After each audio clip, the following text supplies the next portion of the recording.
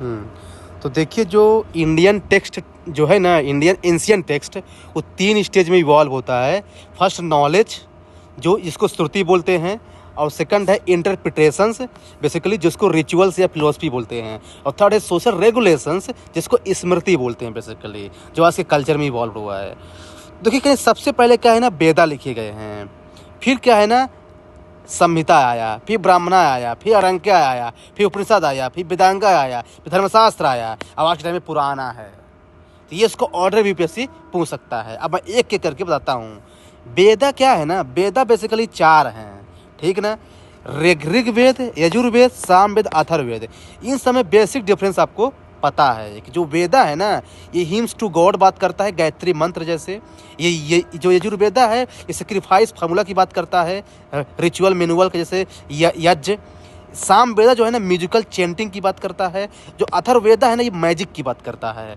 इन चारों में basic difference है। अब क्या है ना कि हर वेदा के अलग से 4-4 पार्ट हैं, जैसे संहिता, ब्राह्मणा, अरंक्य, उपनिषद। जो संहिता है ना, ये मतलब मंत्र की बात करता है, जैसे प्रेयर। और जो ब्राह्मणा है ना, ये सेरेमनी की बात करता है, रिचुअल एक्सप्लेनेशन की बात करता है। जो अरंक्य है ना, ये फॉरेस्ट मेडिटेशन की बात करता है, सिंबॉलिक। और जो उपनिषद है ना, ये फिलोसफिकल बेसिकली है, इस पर रिचुअल फिलोसफिकल नॉलेज की बात करता है। ये चीज ध्यान रखिएगा। तो फिर उपवेदा क्या है? उपवेदा का मतलब क्या है? Application of knowledge. वेदा में क्या था? थ्योरी था, अब उसको अप्लाई कर रहे हैं हम।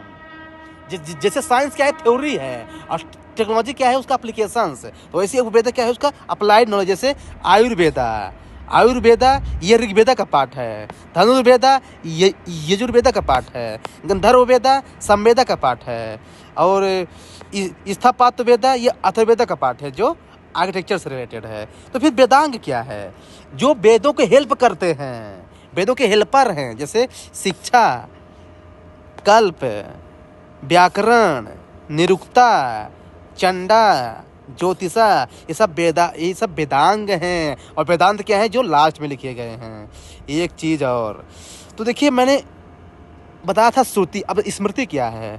स्मृति मतलब जो रिमेम्बर करके कहा गया है, मतलब इसको चेंज किया जा सकता है, जैसे रामायण और महाभारत। फिर धर्मशास्त्र क्या है? जो धर्म की बात करते हैं, मनुस्मृति परफेक्ट एग्जाम्पल है, ये भी स्मृति ही है। पुराण, स्मृति, महाकाव्य सब इसी के अंदर आएंगे बेसिकली। हाँ, ध्यान रखिएगा। तो फिर आश्रम क्या है? आश्रम से मतलब स्टेज ऑफ लाइफ, कि जैसे पहले हम लोग स्टूडेंट हैं, मतलब ब्रह्मचार। फिर हाउस होल्डर गृहस्थ, रिटायरमेंट वानप्रस्थ, रिनंसिएशन संन्यास। संस्कार क्या है? लाइफ के रिचुअल्स। आप जन्म लेंगे तो गर्भधान, मरेंगे तो अंत्येष्टि।